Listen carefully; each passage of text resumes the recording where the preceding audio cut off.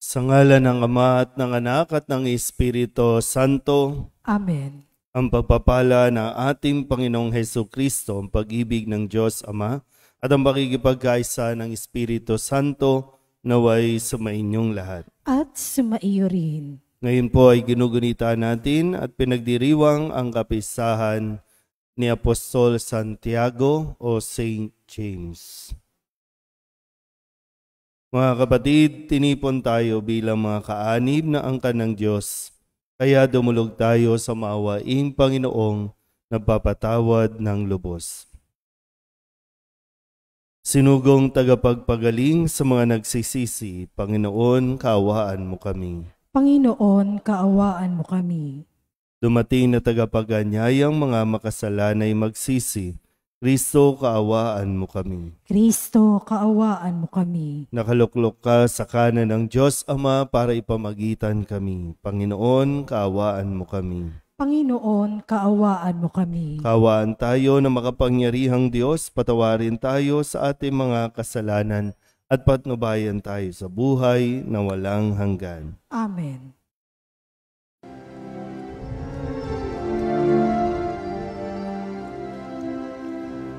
Luwalhati sa Diyos sa kaitaasan, kaloob sa lupa ay kapayapaan. Pinupuri ka at ipinagdarangal, sinasamba ka dahil sa dakilang kaluwalhatian. Panginoon naming Diyos, Hari ng langit, Amang makapangyarihan, Panginoong Hesukristo, itong anak ng Diyos, Kordero ng Ama. Ikaw nag-aalis mga kasalanan ng sanlibutan. Tanggapin mo ang aming kahilingan, ikaw na naluluklok sa kanang Ama. Maawa ka sa amin, ikaw lamang ang manal, Panginoong Hesukristo, kasama ng Espiritu, sa luwalhati ng Ama. Amen, Amen, Amen.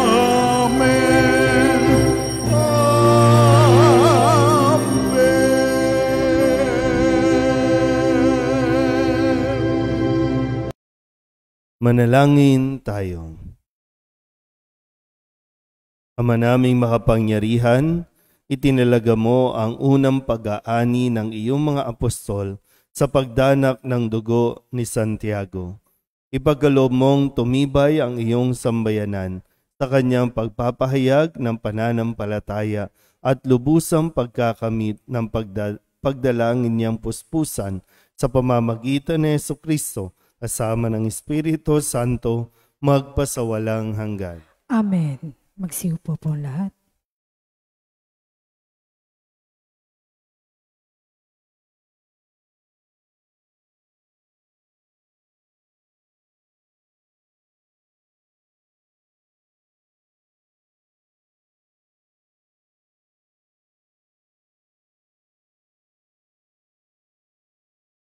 Pagbasa mula sa ikalawang sulat ni Apostol San Pablo sa mga taga-Korinto.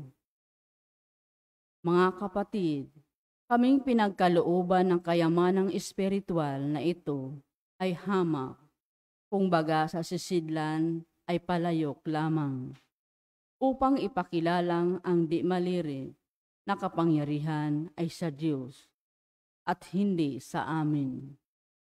Ginigipit kami sa kabi-kabila, ngunit di nagagapi.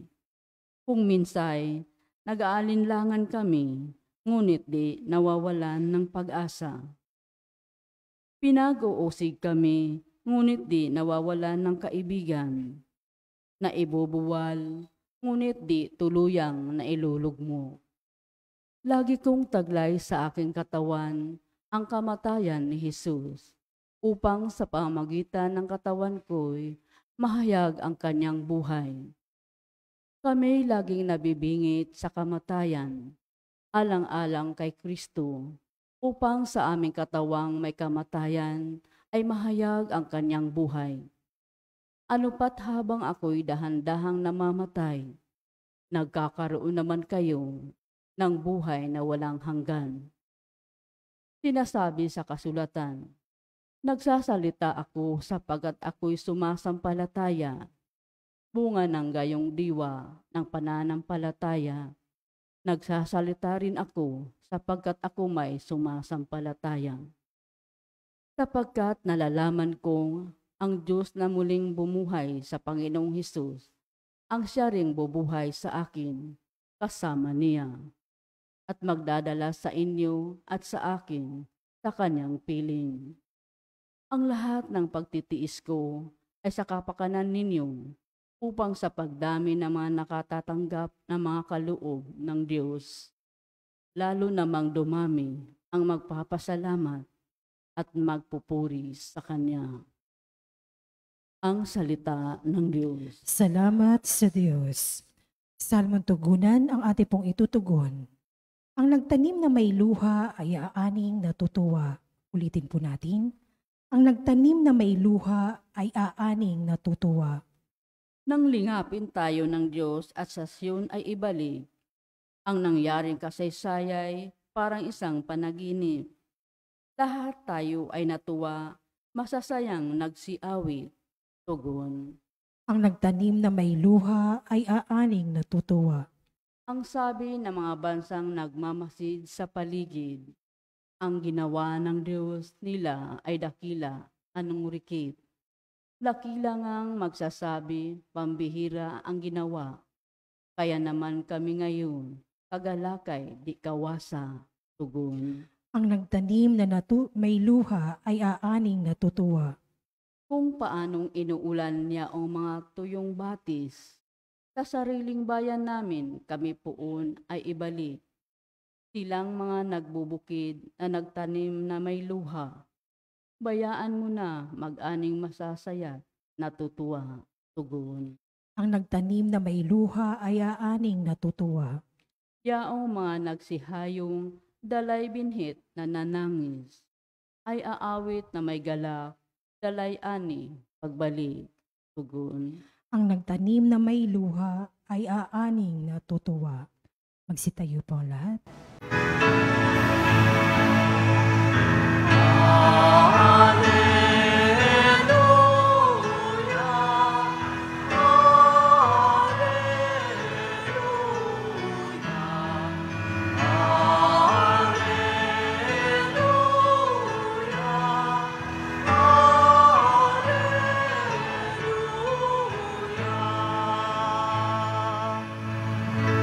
Sa daigdig ay laganap, liwanag na sumisikat, salitang buhay ng lahat.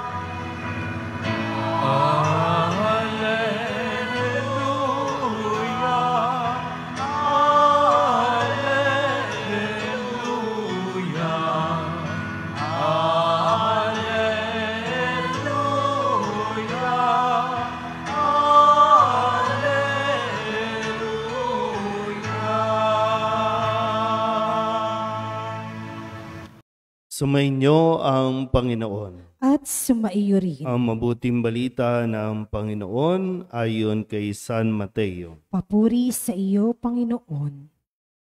Noong panahong iyon, lumapit kay Jesus ang asawa ni Zebedeo, kasama ang kanyang mga anak.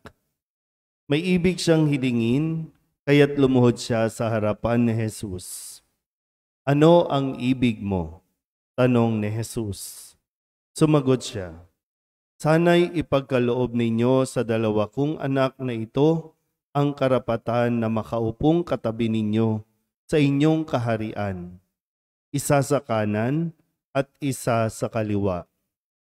Hindi ninyo nalalaman ang inyong hinihingi, sabi ni Jesus sa kanila. Mababata ba ninyo ang hirap na babatahin ko? Opo, tugon nila.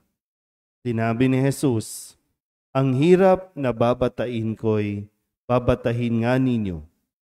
Ngunit wala sa akin ang pagpapasya kung sino ang mauupo sa aking kanan at sa aking kaliwa. Ang mga luklukang sinasabi ninyo'y para sa mga pinaghandaan ng aking Ama. Na marinig ito ng 10 alagad, nagalit sila sa magkapatid. Kaya't pinalapit sila ni Jesus at sinabi sa kanila, alam ninyo na ang pinuno ng mga hintil ay nagahari sa kanila at ang mga dinadakila ang siyang nasusunod. Ngunit hindi ganyan ang dapat umiral sa inyo. Sa halip, ang sinuman sa inyo na ibig maging dakila ay dapat maging lingkod. At sinumang ibig maging pinuno ay dapat maging alipin ninyo. Tulad ng anak ng tao na naparito, hindi upang paglingkuran, kundi upang maglingkod at ialay ang kanyang buhay upang matubos ang maraming. Ang mabuting balita ng Panginoon. Pinupuri ka namin, Panginoong Hesukristo. Isang mapagpalang umaga po sa inyong lahat. Ngayon po ay July 25 at ito po ang itinakda ng simbahan para ipagdiwang ang kapistahan ng isa sa 12 apostol, si Santiago o si Saint James. Kung babalikan natin ng konti ang kwento ng pagkakatawag sa kanya, siya po ang kapatid ni John, no? So si James and si John. At sila po ay kapwa din mangingisda. Ang kwento na isa sa mga narinig natin habang sila po ay kasama ng kanilang ama na nagliligpit na rin ng kanilang gamit sa pangingisda. Nakita rin sila ni Jesus at tinawag silang magkapatid na sumunod sa kanya. At agad-agad ay kanilang iniwan ang kanilang bangka, gayon din ang kanilang ama at sumunod kay Jesus para maging alagad niya o matuto kay Jesus at pagdating ng araw ay maging alagad na ihahayo sa pagpapahayag ng mabuting balita. So fast forward, siguro po nakabanding na rin nila, nakasama na rin nila yung pamilya nitong magkapatid na ito, yung pamilya ni Santiago, yung asawa ni Zebedeo ay lumapit kay Jesus, lumuhod at tinihiling na ang kanyang anak o yung 2 anak niya ay maupo sa kanan, maupo sa kaliwa pag naghahari na si Jesus. Kasi hindi pa siguro malinaw sa asawa ni Zebedeo kung ano ibig sabihin ng paghahari ni Jesus. Baka yung isip pa niya ay palasyo dito sa mundong ito, at humihiling ng posisyon. Diba? Yung gusto naman ng mga magulang, magandang posisyon para sa kanilang mga anak. Ibig sabihin, magandang kinabukasan. Di naman natin masisisi itong asawa ni Zebedeo para hilingin kay Jesus. And kumbaga, sabihin natin, hindi niya na inintindi kung ano yung mararamdaman nung iba pang mga alagad sa paglapit niya kay Jesus.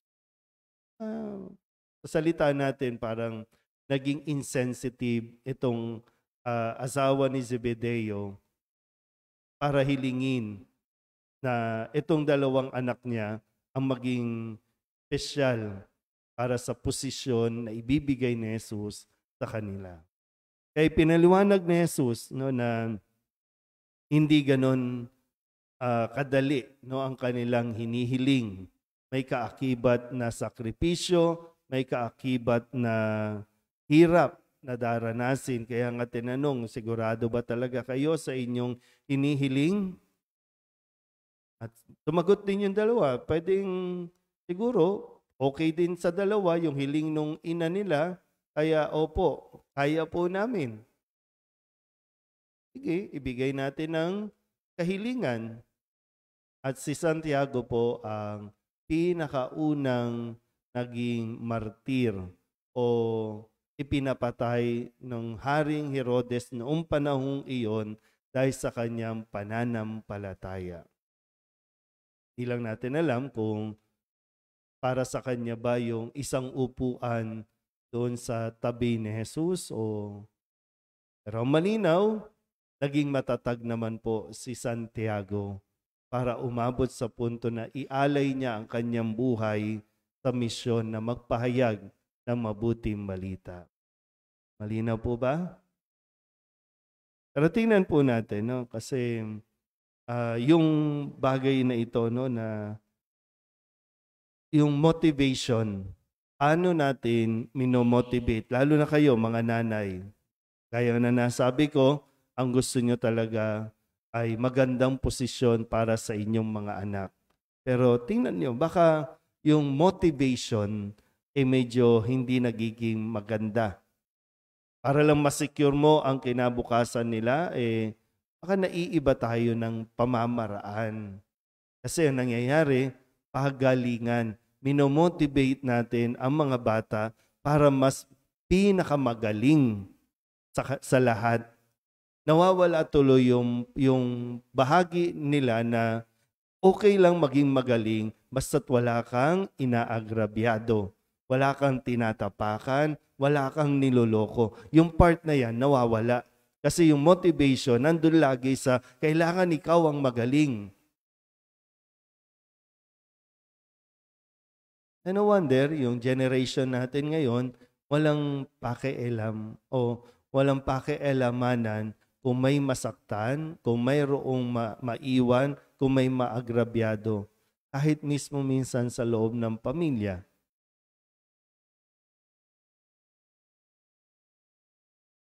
Anong saysay nung nagtatagumpay pero nagkakaaway-away naman? Kasi nagkakaroon ng selosan, nagkakaroon ng inggitan. Kaya ito yung parang nagiging source of motivation nila. Hindi po masama, no, na hangarin na sila ay maging magaling. Pero wag na wag kakalimutan na dapat din silang i-motivate kung paano maging mabuti. Kasi hindi lahat ng magaling ay mabuting tao. Pero lahat ng mabuting tao at nagpapakabuti ay gumagaling kahit sa anong bagay, sa anong aspeto mo siya dalhin. Maganda po ibalik siguro, no? Turuan nyo, no? Turuan nyo sila ng mga simpleng bagay. Minsan yung mga magagaling nating mga tao, sabihin natin mga anak ninyo, no? Kasi pinupush nyo mag-aral na mabuti, maging matalino. Ilan sa kanila marunong sa gawaing bahay? Basic lang.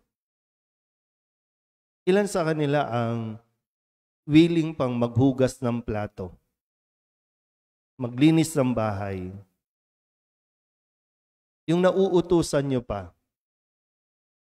Isipin nyo lang, no? Kasi laging, mag-aral ka. O na, sobrang talino, yung simpleng bagay, hindi na magawa. Kasi bakit ko gagawin? May ganun yung naging bunga tuloy. No? Bakit ko gagawin yan? May degree ako. Bakit ko gagawin yan? May posisyon ako. So, paano makakapaglingkod sa labas kung mismong sa loob ng bahay, di marunong maglingkod? Kaya hinay-hinay lang, mga nanay, no?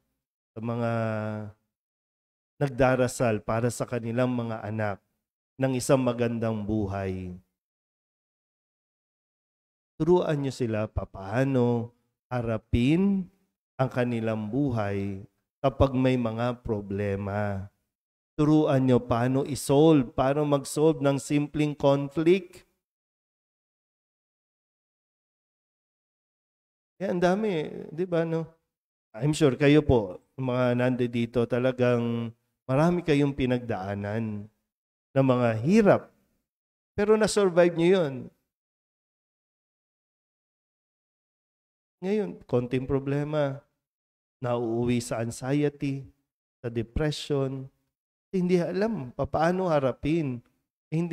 Baka nakalimutan natin kasing turuan.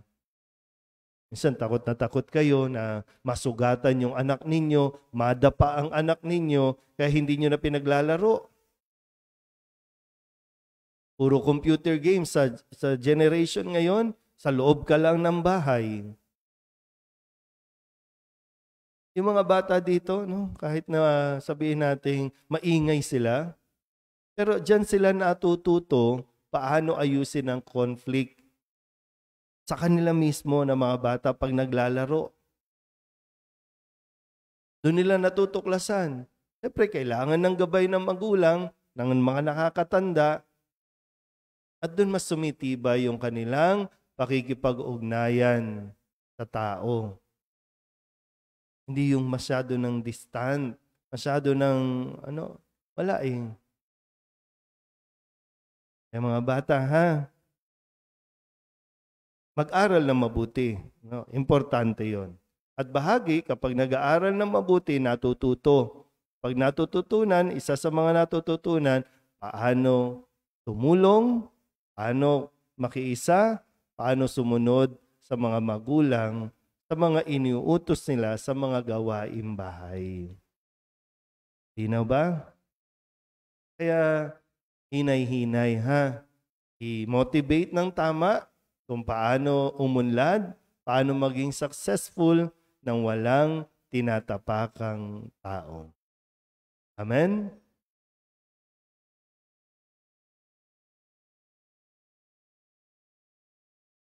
Si Santiago, kapatid ni Juan, ay tinawag mula sa pagsusursi ng kanyang lamban upang sumunod kay Kristo.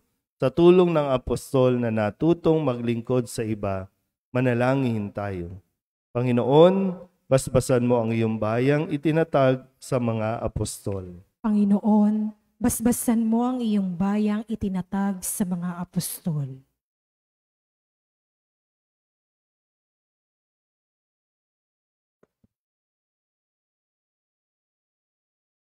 Ang mga lingkod ng simbahan, naway gampanan ang kanilang tungkulin sa diwa ng paglilingkod at paglalaan ng sarili.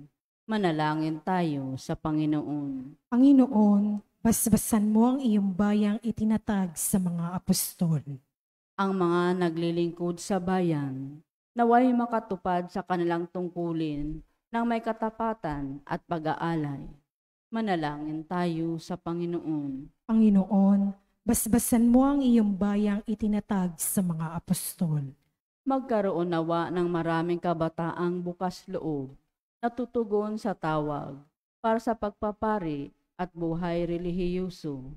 Manalangin tayo sa Panginoon. Panginoon, basbasan mo ang iyong bayang itinatag sa mga apostol. Ang mga may sakit, naway matutong makibahagi sa kalis ng paghihirap ni Kristo. Manalangin tayo sa Panginoon. Panginoon, basbasan mo ang iyong bayang itinatag sa mga apostol. Ang mga yumao, naway tanggapin sa kagalakan ng kaharian ng Diyos.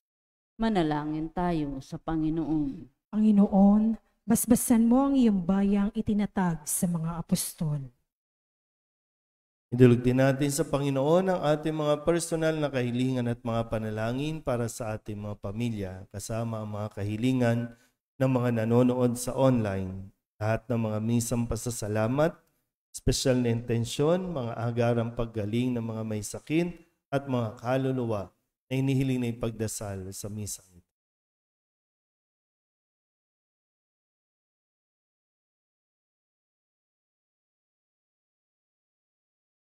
Ang lahat ng ito inihiling namin sa ngalan ni Kristong aming Panginoon. Amen.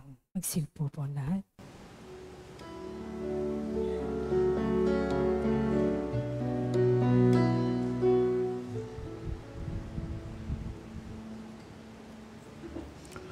Alain namin aming buhay, bawat galak at lumbay,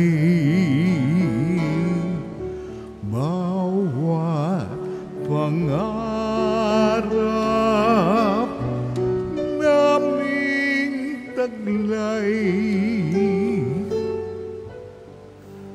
sa palad mo ilalagay.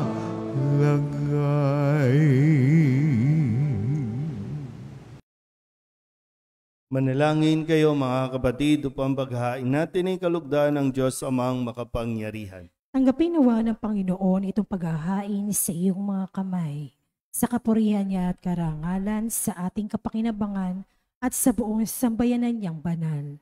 Ama naming lumikha, dalisayan mo kami pakundangan sa nagliligtas na binyag ng iyong anak upang sa kapistahan ni Apostol Santiago na niloob mong unang makainom sa kanyang kalis, kami makapaghandog ng haing iyong tinatanggap na matamis. Sa pamamagitan ni Jesucristo kasama ng Espiritu Santo, magpasawalang hanggan. Amen. Sumainyo ang Panginoon. At sumaiyo rin. Itaas sa Diyos ang inyong puso at diwa. Itinaas na namin sa Panginoon. Pasalamatan natin ang Panginoong ating Diyos. Marapat na siya ay pasalamatan. Ama naming makapangyarihan, tunay ngang marapat na ikaw ay aming pasalamatan.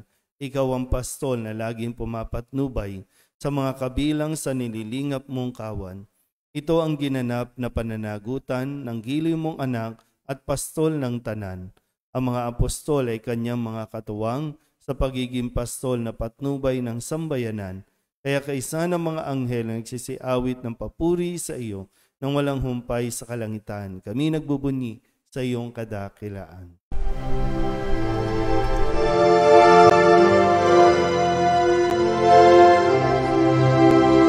Santo, Santo, Santo, Panginoong Diyos makapangyarihan, napupuno ang langit at lupa ng kalwalhatian mo.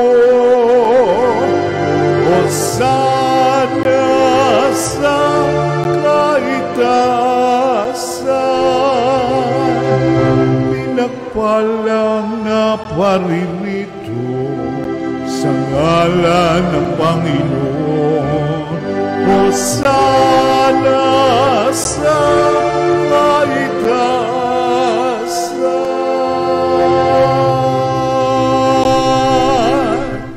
Ama naming banal, ikaw ang bukal ng tanang kabanalan. Kaya't sa pamamagitan ng iyong Espiritu, gawin mong banal ang kaloob nito upang para sa aming maging katawan at dugo ng aming Panginoong Hesukristo.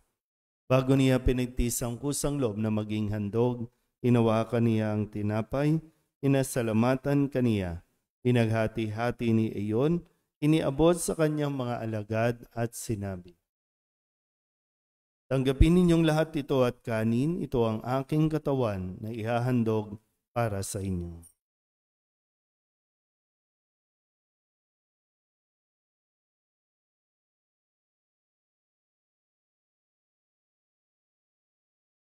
Gayun din naman, nung matapos ang hapunan, hinawakan niya ang kalis, muli kaniyang pinasalamatan. Iniabot niya ang kalis sa kanyang mga alagad at sinabi, tanggapin ninyong lahat ito at tinumin. Ito ang kalis ng aking dugo, ng bago at walang hanggang tipan. Ang aking dugo na ibubuhos para sa inyo at para sa lahat sa kapagpapatawad ng mga kasalanan. Gawin ninyo ito sa pag-alaala sa akin.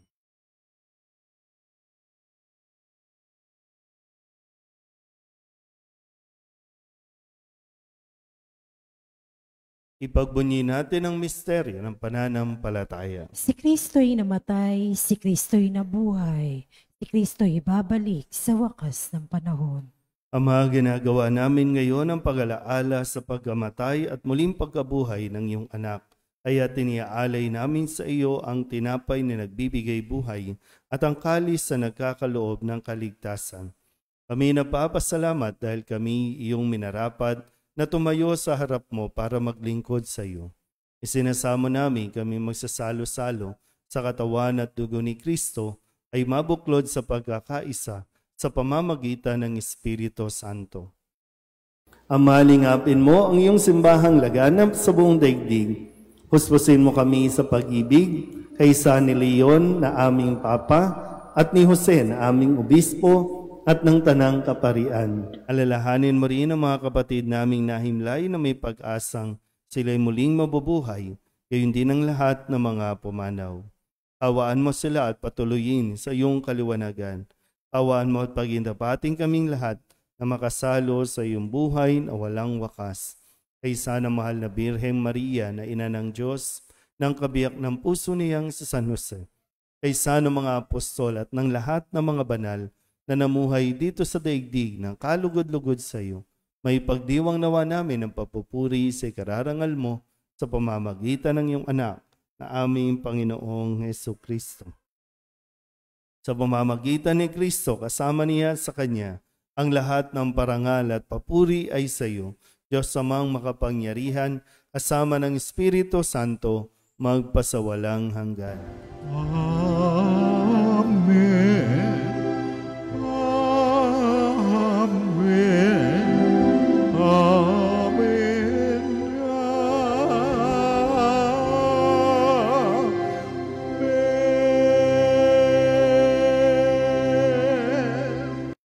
Sa tagubilin ng mga nakagagaling na utos at turo ni Jesus sa Panginoon natin at Diyos, ipahayag natin ang lakas loob.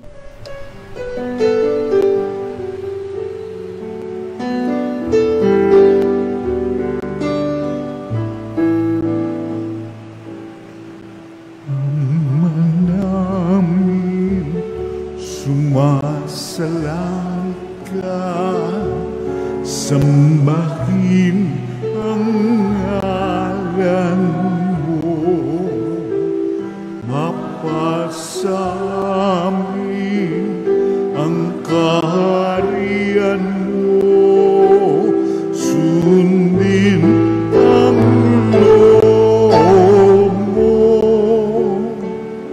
dito sa lupa para nang sa langit. Bigyan mo po kami ngayon ng aming kakanin sa araw-araw, at patawarin mo kami sa aming mga sala, para ng pagpapatawan namin sa nagkakasala sa amin, at huwag mo kaming ipagdulot sa tukso, at yadya mo kami sa lahat ng masama. Hinihiling namin kami iadya sa lahat ng masama, pagkalooban ng kapayapaan araw-araw, iligtas sa kasalanan at ilayo sa lahat ng kapahamakan, samantalang aming pinananabikan ang dakilang araw ng pagpapahayag ng tagapagligtas naming si Hesukristo. Sapagkat iyo ang kaharian at ang kapangyarihan at ang kapurihan magpakailanman. Amen. Panginoong Hesukristo, sinabi mo sa iyong mga apostol, kapayapaan ang iniiwan ko sa inyo, ang aking kapayapaan ang binibigay ko sa inyo. Tunghayan mo ang aming pananampalataya at huwag ang aming mga pagkakasala. Pagkalooban mo kami ng kapayapaan at pagkakaisa ayon sa iyong kalooban, kasama ng Espiritu Santo, magpasawalang hanggan. Amen. Ang kapayapaan ng Panginoon ay laging sumainyo. At sumaiyo rin. Magbigayan po tayo ng kapayapaan sa isa't isa.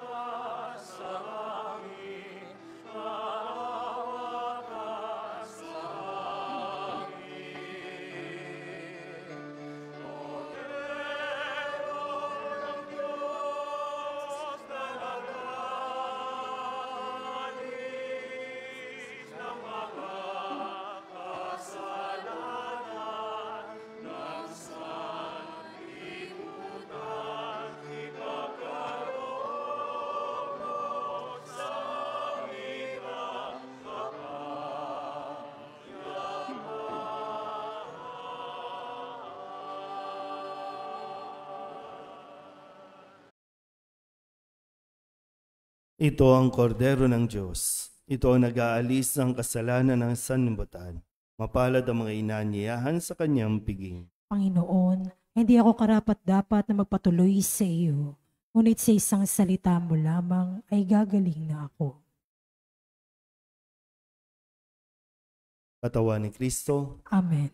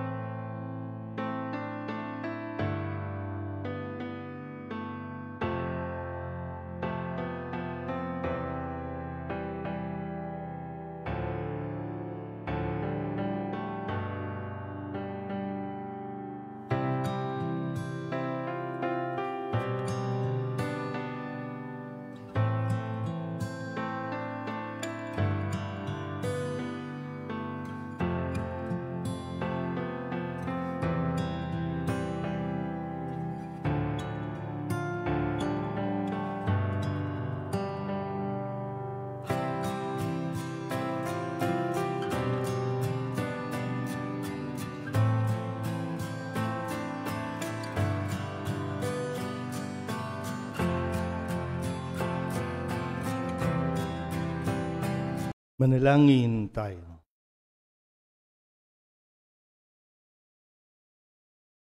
Ama naming mapagmahal, kami tulungan mo pakundangan sa pagdalangin ni Apostol Santiago.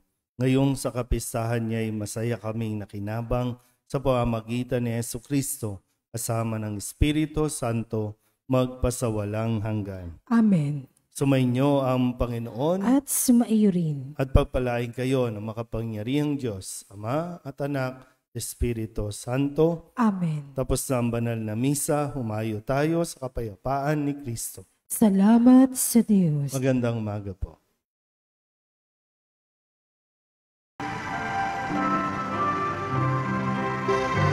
Nuestro Padre Jesus Nazareno, sinasamba ka namin, pinipintungo ka namin, aral mo ang aming buhay at kaligtasan.